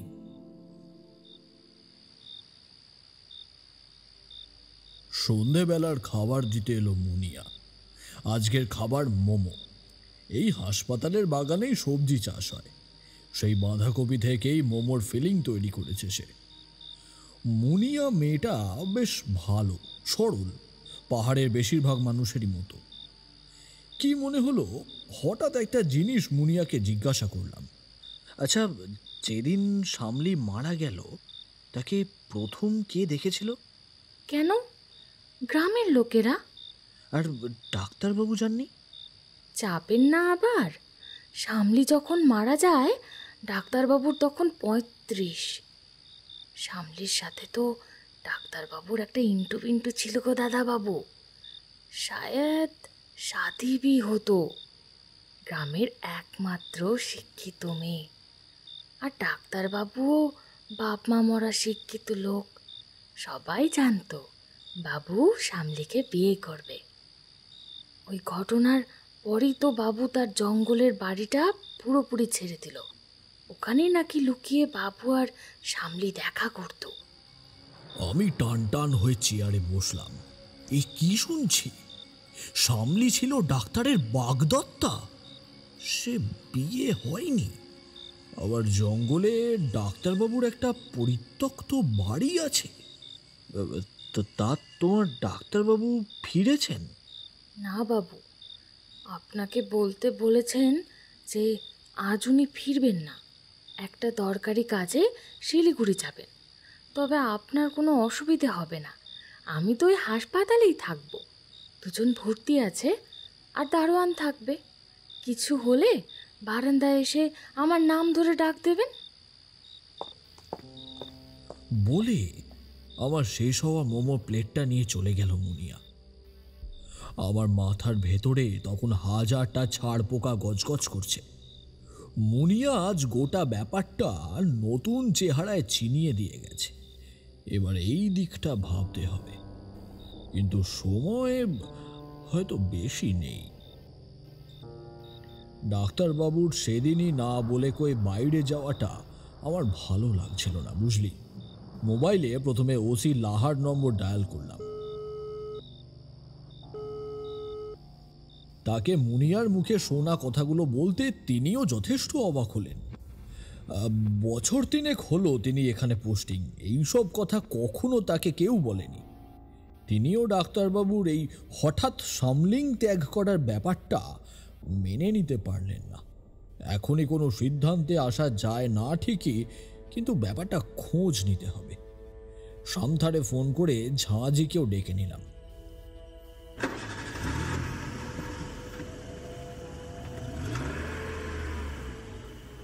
মিনিট 40 পরে হাসপাতাল চত্বর ছেড়ে উপত্যকার দিকে চলল বন দপ্তর ও পুলিশের 2টি জিপ। উপত্যকার ঢাল ধরে সুবিধা মতো জায়গায় নেমে আমরা জঙ্গলের পথেই নামবো ঠিক করলাম। তাতে হয়তো আমাদের পড়ার এবং মরার সম্ভাবনা বাড়বে, কিন্তু রাস্তাটা অনেকটা কম হবে, সময় বাঁচবে। জঙ্গল ক্রমশ গভীর থেকে আরো ঘন হতে লাগলো। উপত্যকার ঢাল ধরে আমরা যত নামতে লাগলাম। আমি, লাহা, ঝাঁ আর 2 জন বন দপ্তরের কর্মী। সকলের হাতে 3 সেলের টর্চ। উপত্যকার জঙ্গলের শান্তি বিঘ্নিত হতে লাগলো আমাদের জুতোর আওয়াজে। আর আলো জ্বালানো হচ্ছিল কেবল প্রয়োজন। হাতে পায়ের অনুভূতিতে ভর করে পাহাড়ি জঙ্গল বেয়ে ধীরে ধীরে নামছিলাম আমরা। এগোচ্ছিলাম একে অপরের থেকে কম দূরত্ব রেখে। পাহাড়ি রাত চড়া পাখির মতো শীষ দিয়ে ঝাঁ থামতে বললেন। নিচে আবঝা চাঁদের আলোয় একটা বাড়ি মতো কিছু চোখে পড়ছে। আলো জ্বলছে একটি ঘরে মাত্র, টিমটিম করে। জঙ্গলের প্রাচীর ভেদ করে সামলিং গ্রাম থেকে ওই আলো দেখা সম্ভব নয়। এবার আমাদের পরীক্ষা দেওয়ার পালা। প্রায় নিঃশব্দে আমাদের নামতে হবে বাড়িটা পর্যন্ত। নিজেকে নিয়ে বেশ গর্ব হচ্ছিল আমার, বুঝলি। ছোটবেলায় কাকাবাবু অর্জুন পড়েছে আমাদের প্রজন্ম। নিজেকে বেশ সেই জায়গায় বসিয়ে ফেললাম মনে মনে। বুক ফুলিয়ে বেলুন করে নামতে লাগলো। সেটাই কাল হলো। পাথরের কোনায় পা পড়ে স্লিপ খেলাম। হড়হড়িয়ে পড়তে লাগলাম নিচের দিকে। বাঁচব কিনা ভাবছি, এমন সময় একটা বাঁশ গাছে হাত পাওয়ায় কোনো মতে আটকে গেলাম। না হলে সেদিন হয়তো সামলির পেটের একটা সঙ্গী জুটত। ওপর থেকে হনহনিয়ে নামার শব্দ পেলাম। আমায় ওরা খুঁজছে। টর্চ মাঝে মাঝে জ্বালাচ্ছে, কিন্তু মুখে কোনো আওয়াজ করছে না। আমি ব্যাপারটা ঠাহর করতে পেরে নিজেও কোনো আওয়াজ করলাম না। হাতটা অনেকটা ছড়ে গিয়েছিল, তবু দাঁতে দাঁত চেপে ওরা না নামা পর্যন্ত অপেক্ষা করলাম। একটু বাদে পিঠে একটা হাতের স্পর্শ পেলাম। লাহা। কিন্তু সর্বনাশ যা হওয়ার ততক্ষণে হয়ে গেছে। পাথরে ঘষা খেয়ে নিচে নামার সময় একটা আওয়াজ তো হয়েছিল, আর তাতেই বাড়ির লোকজন ওয়াকিবহল হয়ে যায়। হঠাৎ দেখলাম বাড়ির ভেতরে জ্বলা মৃদু আলোটা নিভে গেল এবং বাড়ির ভেতর থেকে 2-3 জন লোক গেট খুলে বাইরে বেরিয়ে আসছে। আমরা টর্চ নিভিয়ে যতটা সম্ভব নিস্তব্ধ হয়ে অপেক্ষা করতে লাগলাম তাদের পরবর্তী পদক্ষেপের জন্য। অন্ধকারে বোঝাও সম্ভব নয় এরা কারা। ঠিক এই সময় দুটো ব্যাপার ঘটল। বাড়ির ভেতর থেকে একটা গর্জন কানে এলো। ঝাঁ আমার কানে ফিসফিসিয়ে বললেন, চিতা পাখির ডাক এটা সতদল বাবু, অর্থাৎ আমরা ঠিক দিকে এগোচ্ছি। ঝাঁয়ের কথার ফাঁকেই বাড়ির বাইরে বের হওয়া 3 জন দ্রুত পদে সরু পায়ে চলা পাহাড়ি পথ ধরে চলতে লাগলো, বোধহয় গ্রামের উদ্দেশ্যে। আর নিজেদের লুকিয়ে রাখা সম্ভব নয়। এবার লাহাই হাতে পিস্তল নিয়ে ঝাঁয়ের বন দপ্তরের বাকি অফিসারদের নিয়ে দ্রুত তাদের পিছু নেওয়ার সিদ্ধান্ত নিলেন। পায়ের শব্দে লোক 3 জনও কিছু একটা সন্দেহ করে দৌড়তে শুরু করলো। লাহা আমায় আর ঝাঁকে ধীরে সুস্থে বাড়িটায় যেতে বললেন, আর বাকিদের নিয়ে ধাওয়া করলেন ওদের পিছনে। আমরা ধীরে সুস্থে নেমে যখন বাড়িটার সামনে পৌঁছলাম, লাহা তখন তার দল নিয়ে পাহাড়ি বাঁকের অন্ধকারে অদৃশ্য হয়ে গেছেন। জঙ্গলের মাঝে ছিমছাম একটা বাড়ি, নিকষ অন্ধকার। বোঝা যায় গোছানো গৃহস্থের সংসার আর এই বাড়িতে নেই। তবে এই বাড়ির ভেতরেই শামলি লুকিয়ে দেখা করত তার প্রেমিকের সঙ্গে। আজও অপেক্ষা করে কোনো অতৃপ্ত আত্মা তার প্রেমিকের জন্য। এসব ভাবতে ভাবতেই ঝাঁ আর আমি বাড়ির ভেতরটায় ঢুকলাম। প্রথমেই যেটা আমাদের ধাক্কা মারল তা হলো একটা বোটকা গন্ধ। এই গন্ধ চিড়িয়াখানায় গেলে বাঘের খাঁচায় পাই, অর্থাৎ ওই প্রাণীটা এই বাড়িতেই আছে। কিন্তু প্রশ্ন হলো সেটা খোলা না বাঁধা। বাইরে থেকে দেখে যেটুকু বুঝলাম, বাড়িটা 2 কামরা, সামনে বারান্দা, পাঁচিল ঘেরা, নেট টাঙানো, অনেকটা স্কুল বাড়ির মতো। আসলে জঙ্গলে জন্তু জানোয়ার যাতে ঢুকতে না পারে এবং যাতে ভেতরের জানোয়ার নিজের ইচ্ছাতে না বেরোতে পারে। 2 জনের হাতেই 3 সেলের টর্চ। তার আলোয় গেট খুলে বারান্দায় উঠলাম। একটা ক্যাচ করে শব্দ হলো, আর সাথে সাথে ভেসে এলো একটা রক্ত জল করা ব্যাঘ্র নিনাদ। এত কাছ থেকে বাঘের ডাক শোনা এই প্রথম। ঝাঁয়ের দিকে তাকালাম। ঝাঁয়ের হাতে একটা রাইফেল। আমাকে ইশারায় বুঝিয়ে দিলেন যে তিনি তৈরি। কিন্তু ওই অবস্থায় ওকে পুরোপুরি বিশ্বাস করতে আমার একটু অসুবিধাই হচ্ছিল। যাই হোক, 2 জনে প্রথমে ঘরটায় খুলে ঢুকলাম। টর্চের আলোয় দেখলাম সেই ঘরে একটা বিছানা পাতা, একটা বালিশ, অর্থাৎ লোকে এখানে থাকে। অথচ মুনিয়া বলেছিল যে এবারই ডাক্তারবাবু পরিত্যাগ করেছেন শ্যামলীর শোকে। একটা চেয়ারে কিছু জামা কাপড় আর মেঝেতে জলের জগ রাখা। এইসব দেখলে বোঝা যায় এই বাড়িতে কেউ বা কারা থাকতো। তারাই কি পালালো সামনের রাস্তা ধরে? এবার পরের ঘর। অবধারিতভাবে এই ঘরেই পায়চারি করছে সে। দরজা খুলতেই একটা রুদ্র হুঙ্কার দিয়ে উঠল বাঘটা।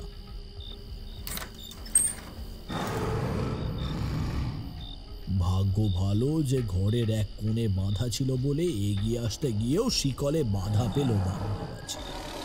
আর তাতেই কি হুঙ্কার! একবার মনে হলো শিকল ছিঁড়ে চলে আসবে। কিন্তু অত মোটা শিকল ছেঁড়া প্রায় অসম্ভব। এটা কোনো গল্পের উপন্যাস হলে দেখতিস, লেখা হতো শিকল ছেঁড়া বাঘের গল্প, নায়কের সঙ্গে বাঘের হাতাহাতি ও অবশেষে গালে বাঘের আঁচড় খেয়ে বিজয়ী নায়ক। আমার ভাগ্যে আর বাঘমারি হওয়ার সৌভাগ্য নেই। চিতাবাঘের ছটপটানি একরকম ইগনোর করেই টর্চের আলোয় বাকি ঘরটা দেখতে লাগলাম। ঘরের একদিকে লাইন দিয়ে সারি সারি বাক্স। ঝাঁ আর আমি চোখে চোখে কথা শুনে নিলাম, দেখতেই হবে কি আছে ওই বাক্সে। বাক্সের দিকে পা বাড়াবো ঠিক এমন সময় বাইরে পরপর দুটো ফায়ারিং এর শব্দ। নিস্তব্ধ পাহাড় যেন কেঁপে উঠল।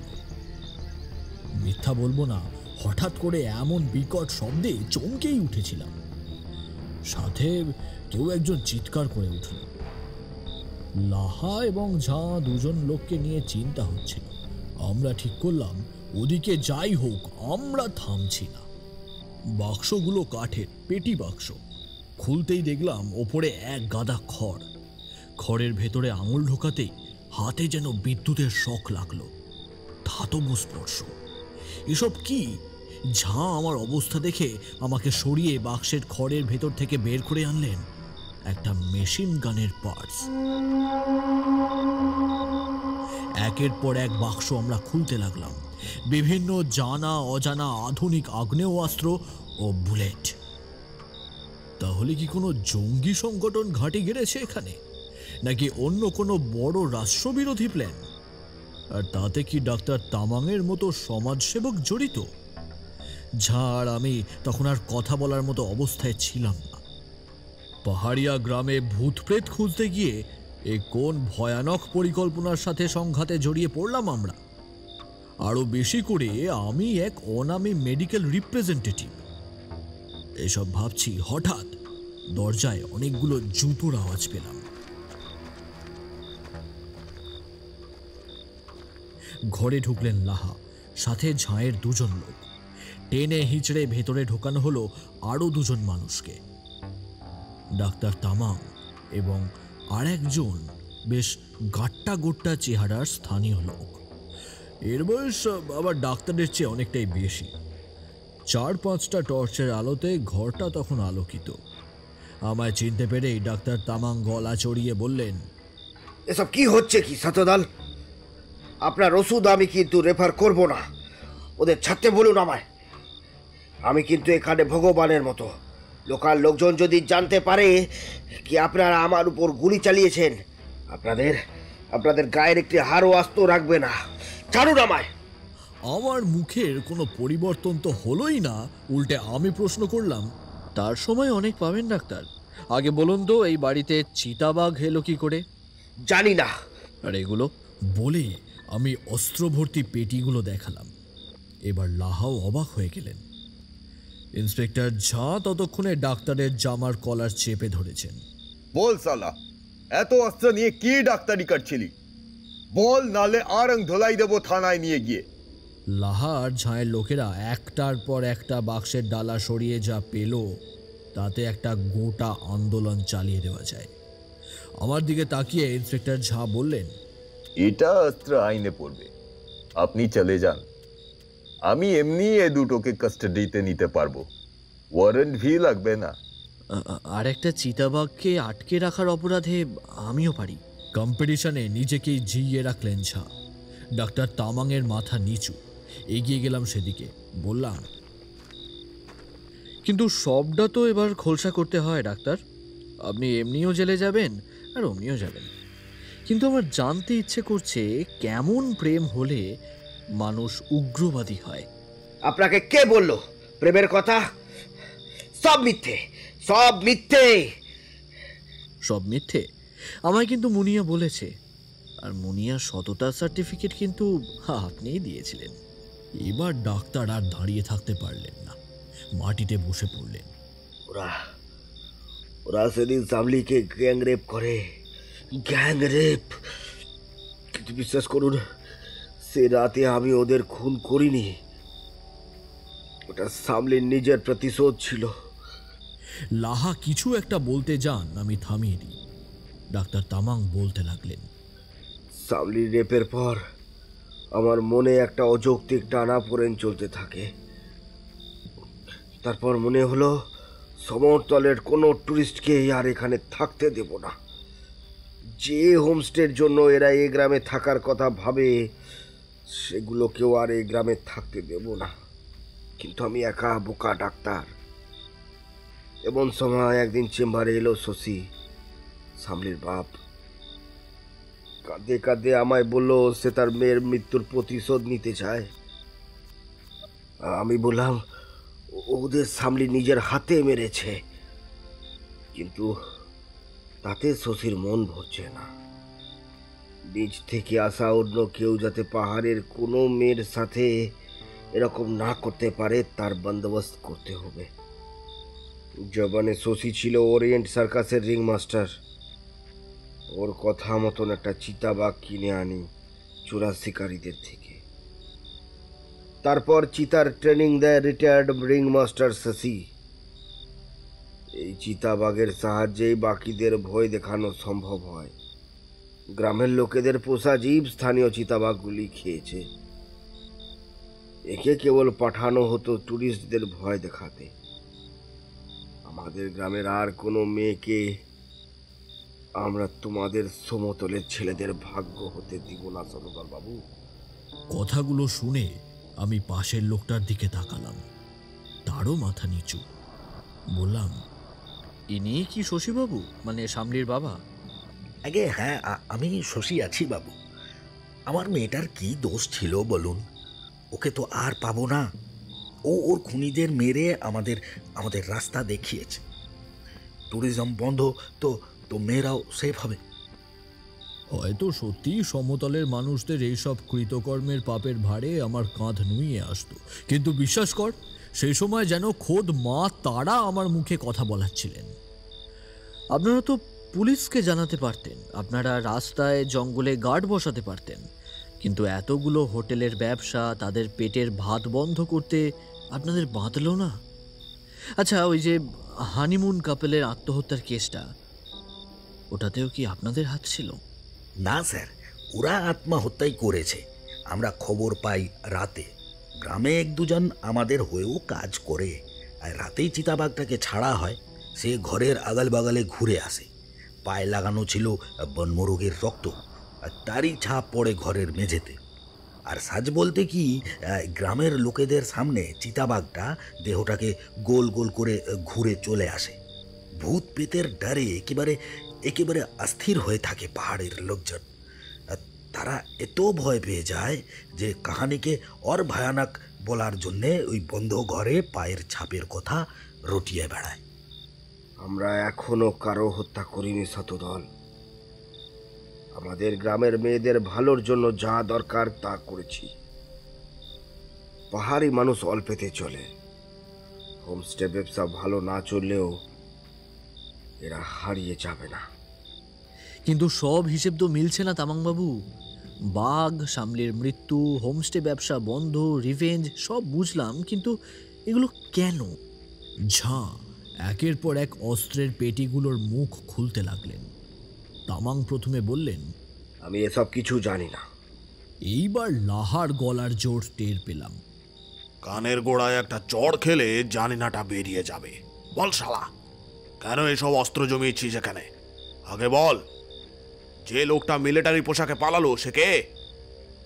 মিলিটারি পোশাক? কি বলছেন লাহাবাবু? তবে কি কোনো জঙ্গি গোষ্ঠী? আচ্ছা, প্রচার নয় তো? না না, এই এলাকায় কিছু পাহাড়ি চিতা और হরিণ ছাড়া কিছু নাই স্যার। মাঝে মাঝে অবশ্য রেড পান্ডা আসে, তবে এসব অস্ত্র পোচিং এ কাজে লাগে না স্যার। এবার আমি এগিয়ে গেলাম ডাক্তার তামাংয়ের দিকে।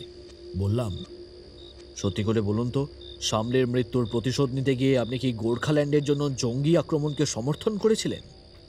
গোর্খারা বাংলারই অঙ্গ ডাক্তার, তাদেরকে আলাদা হওয়ার রাজনৈতিক উস্কানিতে আপনি ফান্ডিং করে ঘি ঢালছেন না তো?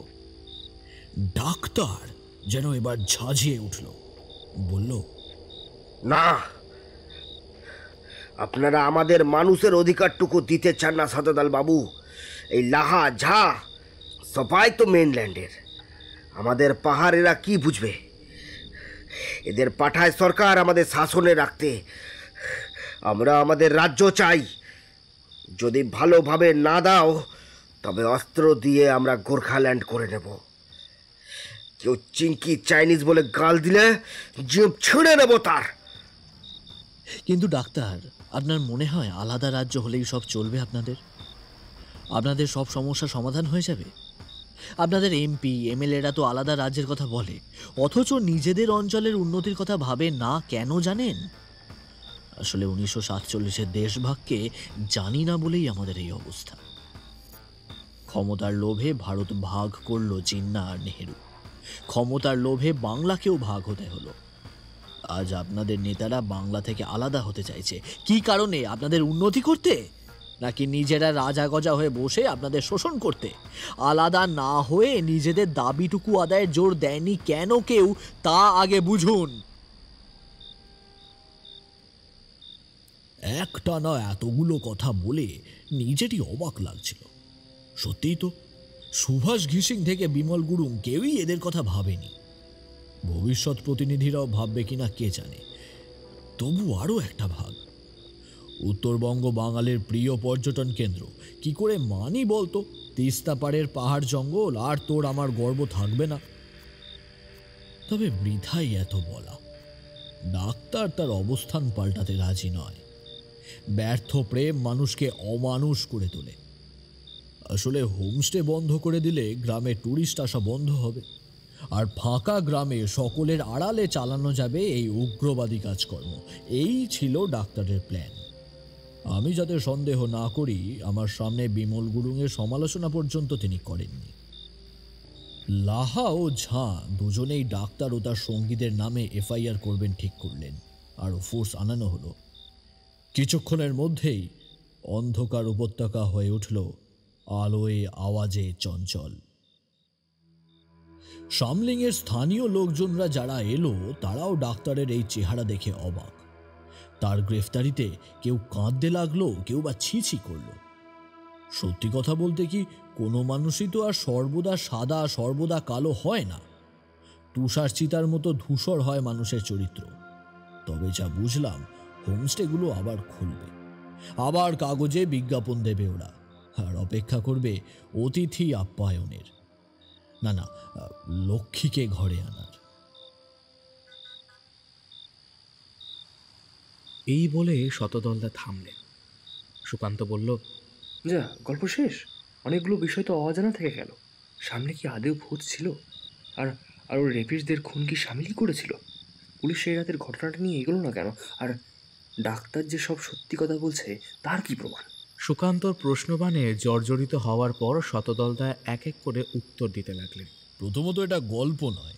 দ্বিতীয়ত, আমার মনে হয় শামলির আত্মাই প্রথম রাতের ভয়ানক প্রতিশোধের ঘটনাটি ঘটায়। তুমি বুঝলে কি করে? সেদিন অনেক রাতে ফিরলাম। কোথায় জানিস? যাকে ধরিয়ে দিলাম পুলিশের হাতে, সেই তামাং ডাক্তারের হাসপাতালেই। মুনিয়া যেন বাধ্য হয়েই দরজা খুলে দিল, চোখে মুখে অভিমান। তারই কথাতে যে আমার মনে সন্দেহ জেগেছিল, সেটা মুনিয়া বুঝেছিল। ঘর খুলে দিয়েই মুনিয়া উধাও হয়ে গেল। আমিও রাতের খাবার আশা না করে আলো নিভিয়ে শুয়ে পড়লাম। ঘুম আসছিল না। বারবার একটাই কথা ভাবছিলাম, শামলির প্রেত কি আদৌ ছিল? কোথাও ভুল হচ্ছে না তো? আর যদি সত্যি সত্যি থাকে, সে কি চাইবে তার উপরে হওয়া অন্যায়ের শাস্তি পাক এই গোটা গ্রাম? তাহলে সে কেন প্রতিবাদ করেনি? তার প্রেমিকের প্রতি শামলির প্রেত কি দুর্বল? একটা সিগারেট ধরিয়ে ঘর থেকে বেরিয়ে বারান্দায় দাঁড়ালাম। একটা অসম্পূর্ণতার অনুভূতি হচ্ছিল। রাতের অন্ধকারে পাহাড়ের একটা নিজস্ব সৌন্দর্য থাকে। পরিষ্কার আকাশে তখন তারারা হাসছে। দূরে উপত্যকায় কোনো পাহাড়ি শহরের আলো দেখা যাচ্ছে। কি অদ্ভুত শান্তি! অথচ কিছুক্ষণ আগেই জীবন মৃত্যুর তাণ্ডব চলছিল। এই যে তামাং ডাক্তার, সেও তো সত্যিই কিছু মহিলার কাছে, বিশেষত কিছু মায়েদের কাছে ভগবান। আবার তাদের অনেকের স্বামীর ব্যবসা বন্ধ করার পেছনেও মাথা খেটেছে তারই।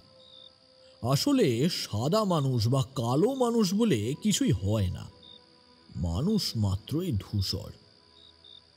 এসব ভাবছি, হঠাৎ দেখলাম সামনের জমিতে আমার দিকে স্থির হয়ে তাকিয়ে আছে একটা চতুষ্পদী প্রাণী।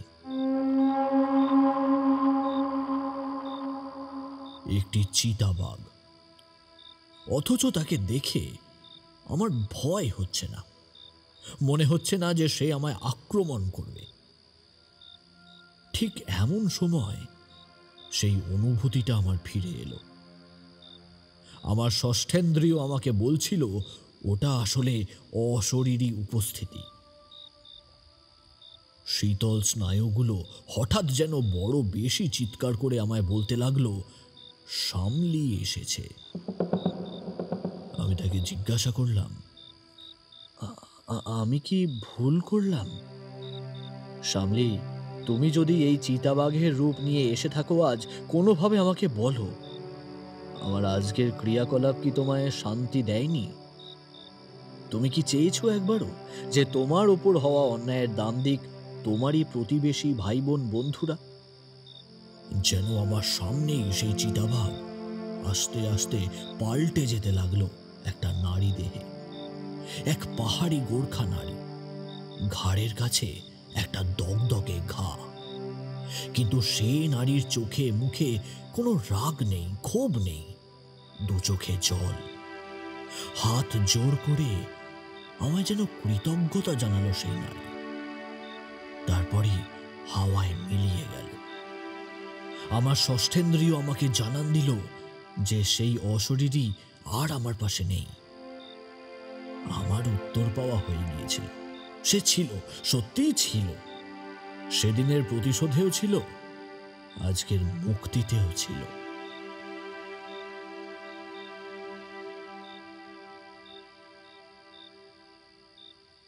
ঘরে ফিরে এসে বিছানায় গা এলিয়ে দিলুম। শান্তির ঘুম চোখে নেমে এলো। ভোরবেলা ঘরের দরজা খুলে দেখেছিলাম ঘরের কাছে ছড়ানো এক রাশ পাহাড়ি ফুল।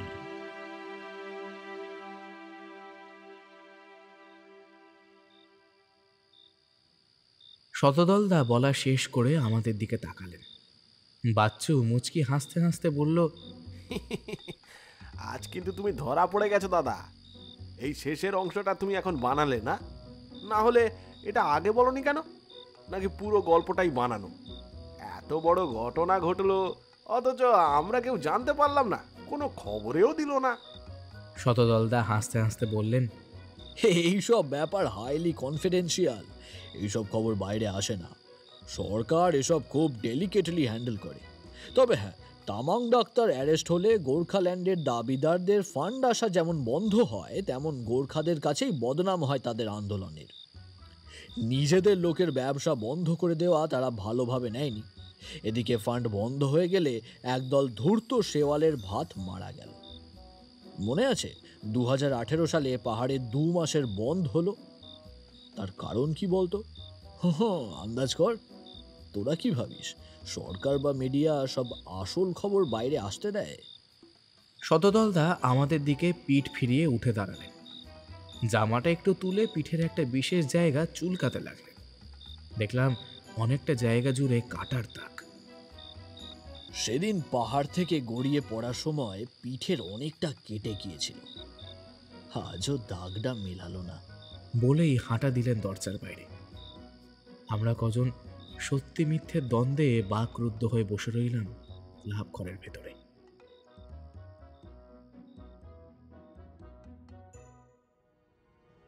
শুনছিলেন পল্লব দাসের লেখা গল্প সামলিংয়ের চিতাবাঘ রহস্য।